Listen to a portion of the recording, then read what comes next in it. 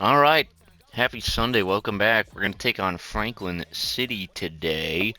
Getting a look at Remington Beck, who I remember not fondly. I believe maybe from the Firecats or the Lizards. I don't know. Uh, opposing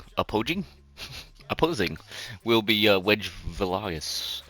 We're going to do the launch game thing. I'm liking that format a little bit. Hope you are as well. We are going to take a look at the line. Tiago Young in the leadoff spot we could roll with. We could also sub him out and see if the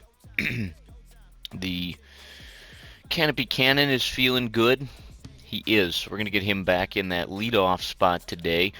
Agro Peppers in the two-hole. I like that. Locked in for Cesar Jax. Let's swap him with Canopy today. We'll have Cesar Jax in that leadoff spot. And a tense day for Royal Thunderer. See if we can get somebody else out in that right field spot. Turns out not really. We don't really have a lot of, a lot of options there. Closest we're going to get is going to be Tiago, so we'll put him in. He's tense as well, but yeah, alright. And Molly, how about we get Jason behind the dish today? He tends to struggle defensively a little bit, but we're going to go with that. As we see nighttime baseball from Franklin City. And they're home this place. The fans are ready to go at Stade Royale. Hold on to your hats. Use the handy hat handle. Can't forget that. Stade Royale for some Sunday baseball. We'll be on the picking up the stick side to start it off. Cesar Jax, the leadoff guy. And we're ready. Remington Beck winds, kicks, delivers on the ground. And Franklin City in their kind of space uniform themed homes. And Cesar Jax to right if it stays fair. No. Staying alive, trying to do some damage. That was another one. Good battle here for Jax. Finally getting the win there is Beck. Strikeout, one gone for Canopy Cannon. He's in the two-hole. I messed that up a little bit. I was going to put him somewhere else, but that's okay. Foul ball and one to Canopy. Yeah, I hope you're having a good weekend. I'm trying to get, might try to record more regularly on the weekends. This will be my first week. And that's an out, so two gone. This will be my first week doing both jobs at their, full capacity. Worked about 3 days last week in the full-time gig. And then I was at Boys and Girls Club as well, trying to get ready for the school year. But starting on Tuesday night, or, baseball's Tuesday, as that's the end of the inning for us, nothing doing. For the Bullets in the first, here come the Flyers. But yeah, it'll be our first days with kids in both locales and hoping the classroom's up and ready. We got a battle of the Blues today. Just realized that we've got our more royal blue unis and they've got kind of an almost navy scheme going on. But I don't know, just kind of floating into a new routine a little bit. And trying to figure out what that's going to do for the channel, and that's going to be a hit that's going for the corner, and it's going to be good for a long single, I guess. I would have gone too, but what are you going to do? Olivia Premier. With a runner aboard. Yeah, trying to kind of get a handle on the new schedule and see what that's going to do for me. The fun part about having a couple jobs and just how it happened to time out is that's a strikeout for Wedge. But the fun part is that the pay weeks happen to alternate. So I will get paid this upcoming week for... oh man, that's getting way back to the wall. That could score a run.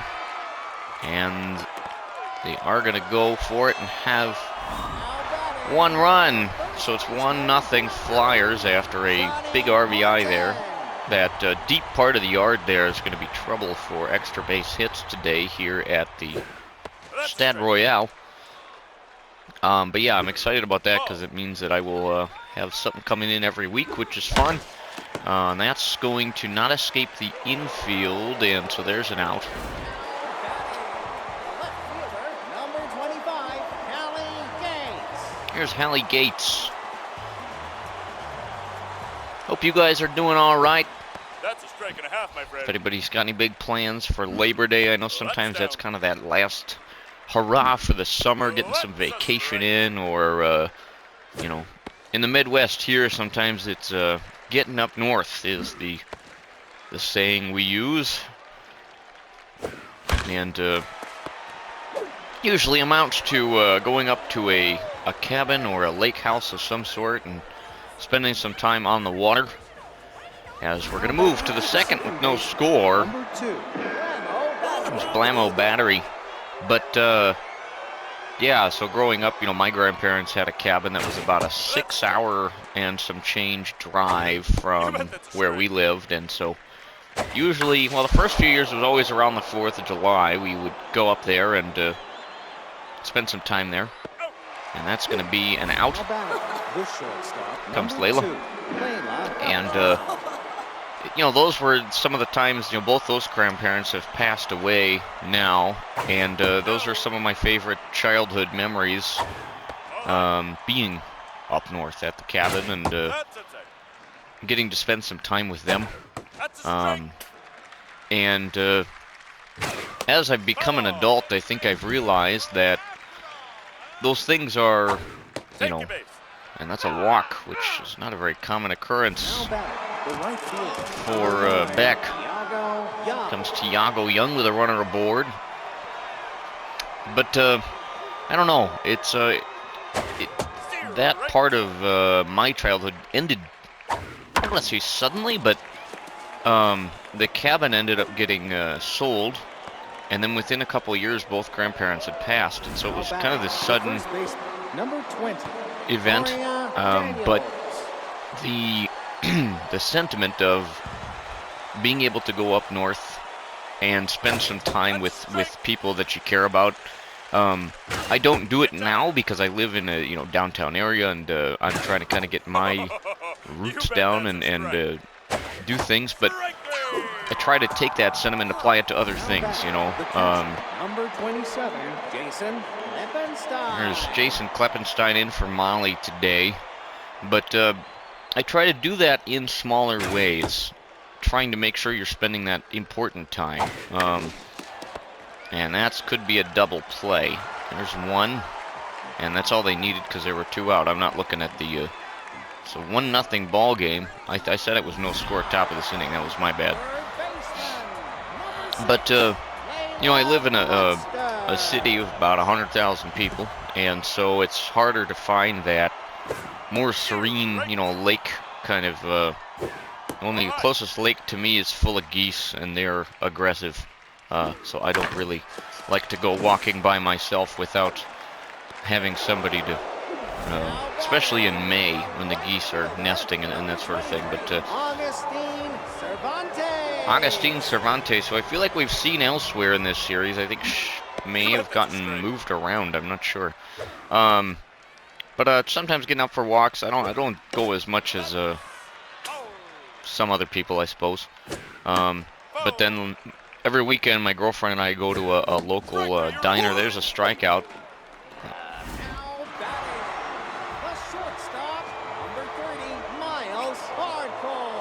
Miles Hardcore taking some swings, ready to go. But yeah, we go to this local diner every weekend, and I think that's a tradition, I suppose, that even as the job things get crazier and whatnot. And that's going to find some grass for Miles. It's a single. But do you have any traditions? What kind of traditions do you have? Like I said, I know that here's Remington Beck, the starter. Starter to starter, Valagas. That's down. Struggling to find his own to start the AB. And that's on the ground, and that's going to be good for an out. And that's the inning. 1-0, still in favor of the Flyers. We're moving to the third. Now batting, the pitcher. Yeah, I don't really think I have a lot of, I don't know, I'm not very, I don't want to say I'm not superstitious, but I don't really have a lot of traditions that revolve around anything specific, or especially in baseball, kind of shifting a little bit. The superstition present in baseball is that gets through for a knock. The third baseman, number 38, Sasser. We're back to the top of the order for Jacks. But baseball is a, excuse me, I'm tired, I guess. Baseball is a game about superstitions and you know, certain things. So for one that this is completely baseless, but based on where the first pitch of a ball game goes, I kind of run with that as the vibe. So if my team, and that drops right in front of them, so we got trouble a brewing. Number 13, Canopy. Here comes Canopy. But so if the ball is my team, let's say I'm on the road, and you know, we're standing in the box. If we take a ball, I think that is a good sign. You know, we're patient. We're taking a pitch. The pitcher hasn't started locating where they want to. And then if we take a strike, it's like, oh, all right, they came to play. You know, we got to be careful a little bit. And that's a out there that may move the runner up. It will for the corners. Left fielder, number 14, Agro. This is where you want him. Agro Peppers coming in with a runner in scoring position at third base. I wonder if Peppers has any superstitions, because he has been playing extraordinarily well. That is hit on the ground, I think. And it's gone! Agro Peppers continues the hot streak. Whatever superstitions he has, they're working. It's a line drive that just sped out of here at Stade Royale, and that's a 3-run shot for Blamo Battery coming up next. But I don't know. What are your favorite baseball superstitions in terms of players you like, or teams that you followed, or something you did yourself when you played, or if you still play? What are your baseball superstitions? I think as a pitcher, I don't have any yet, but I can see where they come from, and I'll explain more about that in a minute. Here's Layla. Because I've started doing, and I should make a video about this at this point. I'm actually going to hopefully get back there, as that's the end of the inning. Hopefully get back to pitch today. I haven't been for probably a month and a half, 2 months. It's been a while. Just trying to get everything coordinated between the new job, and I really don't know what else has contributed necessarily, other than it's just been busy. But I started doing some simulated ABs. So what we would do is I'd have somebody come and stand on the other, end as a catcher, and then we would just do, like, if I'm throwing it in the zone, it's a strike. If I throw it outside the zone, it's a ball. And my first goals when I did that were not walking the bases loaded and trying to get 3 outs on strikeouts before loading the bases, which is a modest goal, but it's a place to start. And there are times, and that's a walk. We don't see a lot of those, but that's a walk for Wedge. Second baseman, number 12, Emilio Casey. Emilio Casey, another name that I vaguely remember from this league, but I couldn't tell you if that was Flyers or another ball club. But yeah, when I get into those situations where you're in like a 2-0, 3-1 count, and you're behind by that much, that's on the ground and that's going to get through. So there's a couple aboard here for Franklin City. Wedge pitching in some hot water.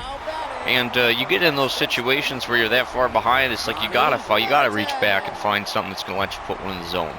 You know, you've got to do something that's consistent and reliable, and it's not an easy thing to do. It's a skill. Just as much as actually throwing the ball is, I think there's an insane mental aspect to baseball that I'm just barely scratching the surface of, as that's a double play. And that gets us out of the inning, so we still have a 3-1 lead, and we're moving to, I believe, the fourth. But it is so different. You know, I throw at what's called a pitcher's pocket. It's a big square about the size of the strike zone that's got a padded border to it, and then it's got 9 That's a strike and a half, my pockets, friend. sort of like a tic-tac-toe board. That's actually exactly what we do with it, is try to get tic-tac-toe by hitting 3 spots within the zone. But it's a strikeout, and The first baseman, number 20. I was going somewhere with that. Oh, it's so different throwing at a pocket with the, you know, you're hitting your spots, you're just kind of working on. It's almost meditative in a way, like, okay, I didn't do that right, let me kind of adjust a little and try it again. And there's, it's not to say low stakes, but it's different. And I was working with Justin, one of the instructors that, or not Justin, excuse me, Dustin. See, I haven't been so long, I'm messing up names. But no, Dustin kind of was like, hey, let's try it, you know, at the end, and I'll catch. And it was so different because now, one, there's a person catching the ball, so I don't want to beam him in the head or nothing, but, you know, he can kind of talk through a situation. And I told him, I said, be kind of hard on me, you know, like, don't give me every borderline call. One once in a while is okay, you know, just be realistic, and don't give me cheap ones. And we haven't even factored in whether or not somebody would necessarily swing at some of those. Here's Villegas, who's going to step out for Melody Ferguson, so his day is done a little early, not in line for the win despite pitching decently, giving up just 1. But it's so different when you get, you know, again, somebody down on the other end and start keeping count and, you know, trying to figure out what I need to do to actually locate a pitch and get a strikeout. You know, one inning I think I had walked one guy and then, you know, had another walk and had a couple guys on trying to pitch for a double play by keeping it low in the zone. That's a gamble because you don't want to be too low. And I'm very, very early on in any of that as far as development. I can hit from the mound, so I can go from just about regulation distance. When I'm pitching well, I can get it into the pocket or into the zone from the mound. I'm decent on flat ground. It's been a while, so I would definitely be rusty going back today. That's a strikeout. So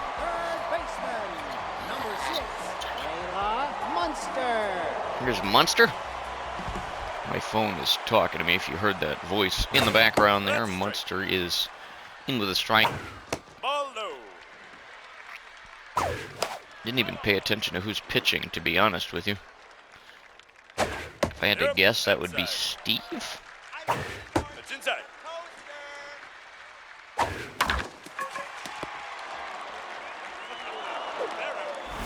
batting, the right fielder, number 23, Augustine Cervantes. Here's Augustine. You bet that's a Kind of strike. lost my train of thought there, but yeah, if you have any Ball, that's low. ideas, tips, throw them in the comments or something. I don't know. Yep, that's inside. I like talking about baseball, and I like reading about the mental side of it, and it's fascinating to me that there are so many different aspects to it, you know. There's strikeout there, and that ends the inning, and so we move to the 5th. Now batting, the third baseman, number 38, Cesar Jack. Back to the leadoff spot for Jax. Nope, high ball. And that's hit foul. 1 ball, 1 strike on Cesar Jax. 2-1. Good count. That's a strike. And that's hit on the ground and handled easily, and the throw is in time. Now batting, the center fielder, number 13, Canopy. Comes Canopy. Aaron. Lucky 13. Fun fact, I am a 13th grandchild. Had to put a 13 in the ball club somewhere. That's a strike. Apparently my grandpa said I was lucky 13. I don't know if that's lucky, but appreciate the sentiment anyhow. And that's a strikeout. Now Good batting, pitcher's the duel, left other than the fielder, couple number runs that have 14, been scored. Agro Peppers. And all 3 of ours have come from this guy. Agro Pepper stepping in. Already hit a homer today. That's a strike. 1 strike on him, and a couple of those after the foul. Nope, that's low. 1 ball, 2 strikes. And he's going to get a hold of that. And he's going to have a single, most likely. I think he went for 2. Wow, that's impressive. Okay. Now batting, the second baseman, number Comes 2. Canopy, or no, Blamo Battery. Why did I say Canopy? He just batted. I swear I pay attention. On occasion, anyway. You bet that's a strike. That's a strike. Quickly, 2 strikes on Battery, and there's now 3 of them, so he's gone. As are the Bullets. At Ground Roll Sushi, located on level 2. Well, home half we go. What's your favorite part of Hardcore. baseball in terms of, going to a game, or what do you like to see? I think for me, one thing I've realized is that, so I grew up a big fan of the Milwaukee Brewers, going to games, went to Miller Park and stuff like that, and I love listening to games on the radio. And I think since moving to Minnesota, as that's fouled away in a big way, I have become a better baseball fan at what I would call the expense of specific teams. For example, here's Witness filling in, but let me start this train of thought over a little bit. So I like the Minnesota Twins. I've only been to 1 game this year. It was opening day. I would like to try to get to at least 1 more before the season wraps up here, but I'm going to have to go on a weekend because I don't have a lot of free time. But I like going to Twins games, but I also enjoy other aspects of baseball here. For example, there's a AAA team. Comes Lorenzo Clark, who's pitched well his last few outings. And but there's the AAA St. Paul Saints, and I love going to those games because it's lighthearted.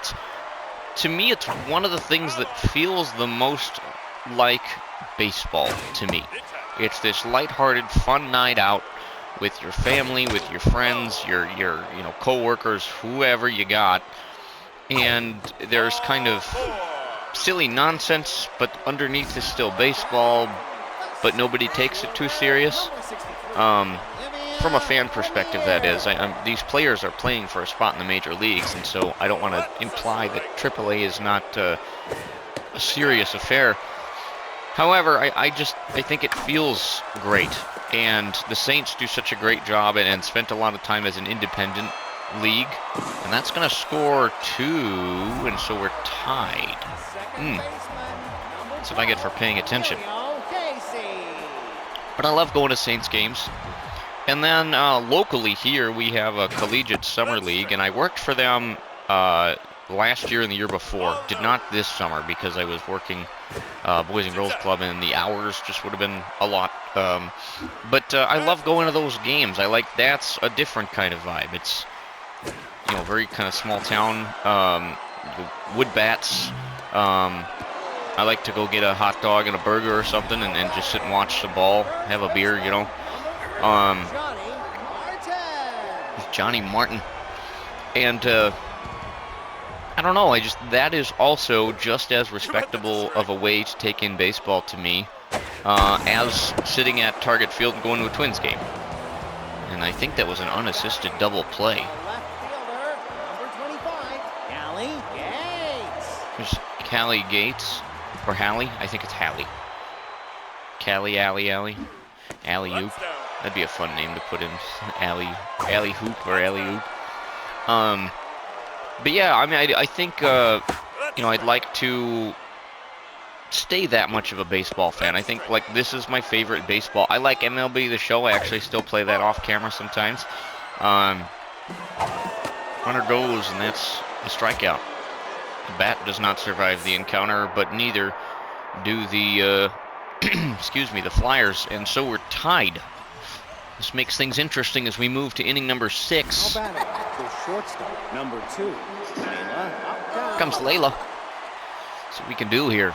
But yeah, I like to experience different aspects of things. Next summer, if I have the summer off, I would like to potentially make my way to I think it's Williamsport, Pennsylvania, for the Little League World Series. Number 9, Tiago Young. Here's Tiago Young. I don't know. My uncle was watching it, I think last summer at some point, and I had spent a day or so with them watching the Little League World Series on TV, and I actually, at one point, I don't know if that was Super Mega Baseball 4 or if that was actually before the game came out, I had started trying to make teams based on the different countries in the game. Here's Nick Jackman coming in with his killer hair to hit for us. But I'd like to see some other baseball things. I want to go to the Field of Dreams as Nick Jackman's got himself a whack. A single. Number 27. Here's Jason. Not known for his offensive prowess, but step in nonetheless. What? Did you just say Getty is batting? That's weird. Doesn't matter. We're heading to the bottom of the 6th. But yeah, I'd like to see the Little League World Series. Having been to the Negro Leagues Baseball Museum in Kansas City was amazing. At some point, I'd like to go to Cooperstown. I would really like to see the Field of Dreams. And the ever-present is all the MLB ballparks. I had hoped to get to Milwaukee this summer to see the Brewers. But alas, not. I don't know, I'm thinking about maybe trying to catch... I would like to see another opening day somewhere else. I think that would be cool. I've gone to Target Field the last 2 years. I don't know, that's something to work on once winter gets moving. Here's Alvin Lawrence, the closer, going to come on in the 7th, trying to keep the score where it is, in hopes that... and that's going to get foul. Man. Yeah, is there any... Where do you want to go? Like, where, what kind of things, whether baseball related or not, that's a strikeout for Alvin Lawrence. But, yeah, where are some places you'd like to go? Just in general. In terms of general travel for me, as here it is. Alvin dealing strike. And that's hit in the air to center. It's going to find some grass out there, however, and it's a double. Maybe 3, actually. Yikes. Well, trouble afoot now. Here's Pruitt.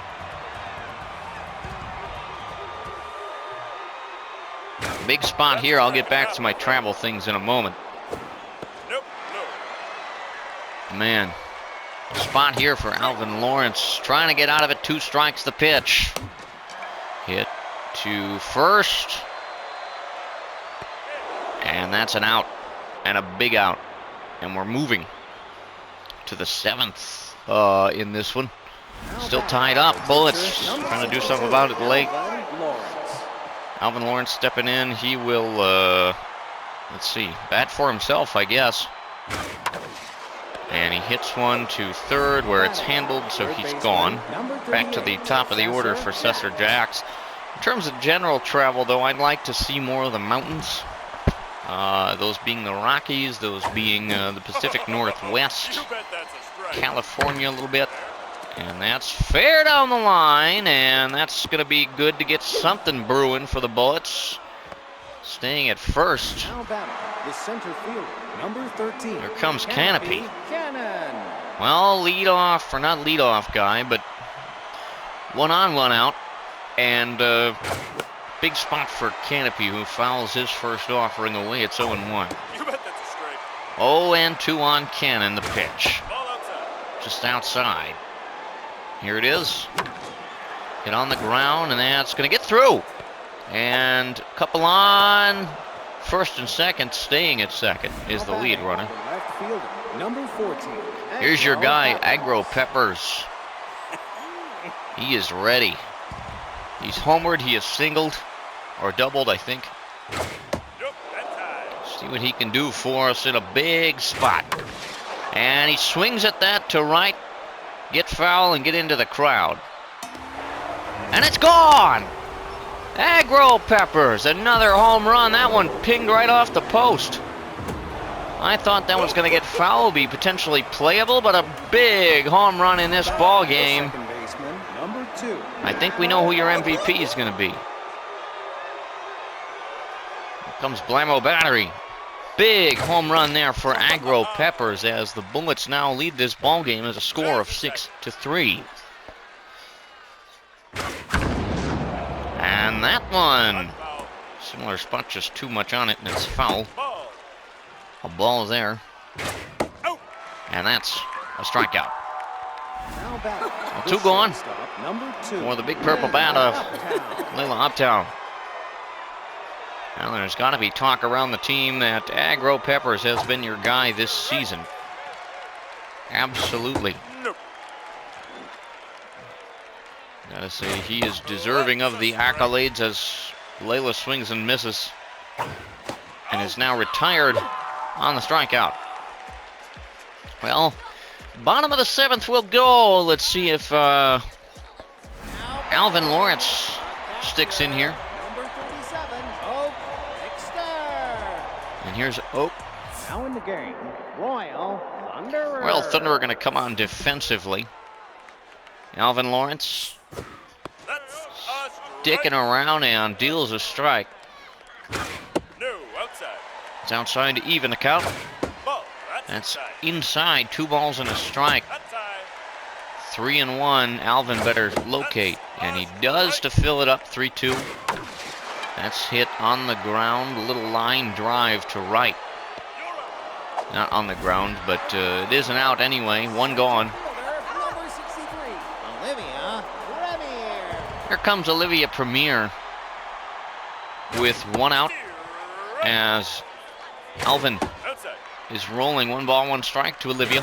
That's a strike. 1-2. Premier fouls one away, and we'll do it again. That's outside. 2 balls, 2 strikes. Alvin. Good breaking ball. Popped up and gone. 1 out away.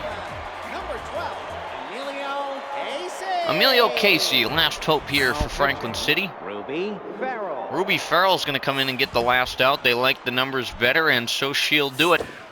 Strike. From the third base side of the rubber, she deals a strike. And that's a ball. 1 ball, 1 strike.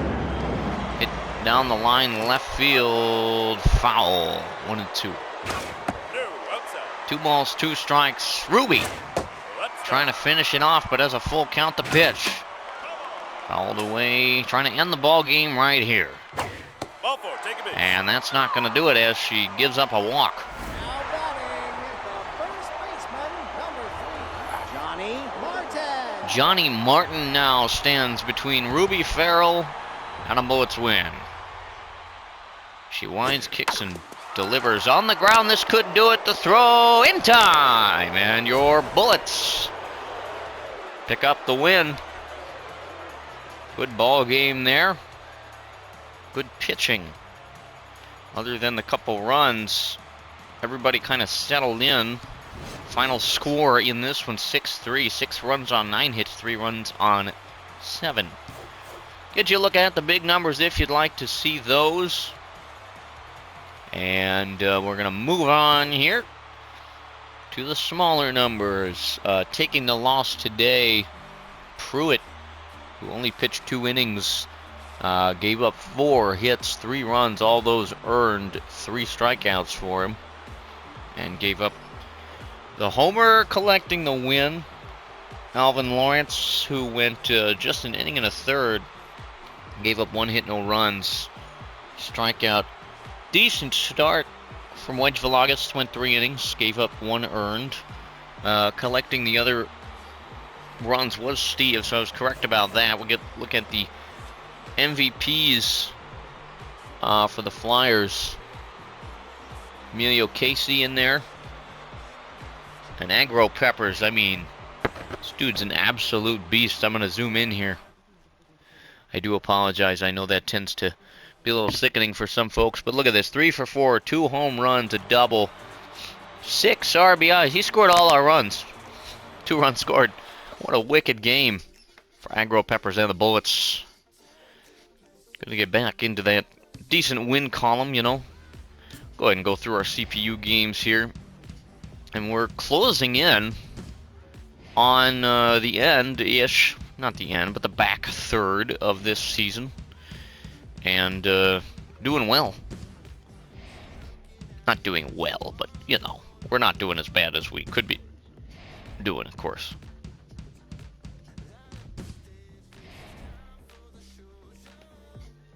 Soundtrack in this game is an absolute banger. Alright, the Firecats are going to come to town. They are 12-12. We are 12-12. Should be a good matchup. We will send Ella Vortex to the hill. Got good accuracy. And she is 1-4, or 1-2, excuse me, with 16 ERA. She's had some rough outings, we'll put it that way. 1-3 with a 3.91 ERA. Some wicked junk going to be present for Brew Wrestles, this starter for the Contact Specialist Firecats Ball Club. See if we can do any player development. Haven't really hopped in there for a while. See what we can do here. Alright. Reed Solomon, who we haven't seen a lot from. Could give him some arm. I don't know that it's necessarily necessary, to be honest with you. Where is his arm stay? He's got a decent arm. But that's about all he has going for him, to be honest with you. Can it be cannon? We could do some what? Some fielding, power, -1 arm? It's not exact. His arm is decent, but... There's no R in bunt. So, let's see, what would that do? 4 fielding, which he doesn't... I want to say he doesn't need it, but... 63 for arm. What is it? 88 power. I don't know. Is there any negative wild thrower? 20%. Forget that noise. Alright. Next potential, Victoria Daniels.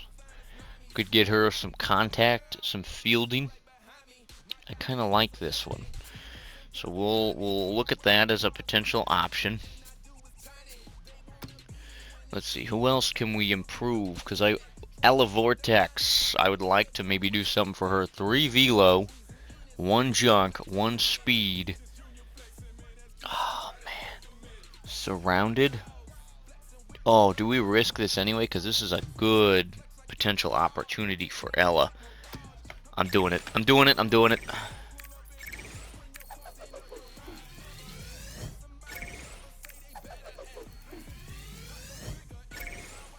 Okay, here's the big one.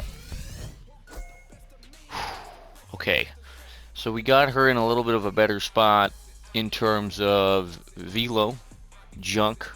Her speed is not very good, but I don't really care. I was going for the pitching stats more than anything else because she's already got pretty good stats, but let's see. Do we have any money for anything else? We could do this top one here. We could get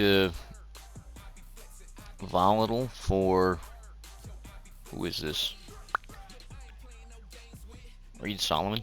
No, not really worth it. Okay, well that's going to do it for this episode. The Firecats come to town. We're headed home next. Good to be back at the Diamond next episode. But thanks for checking this one out. If you have any questions, comments, concerns, queries, theories, ideas, conspiracies, or anything else, please don't hesitate to leave those in the comments down below. And we'll see you back in Seattle. Alright. Peace.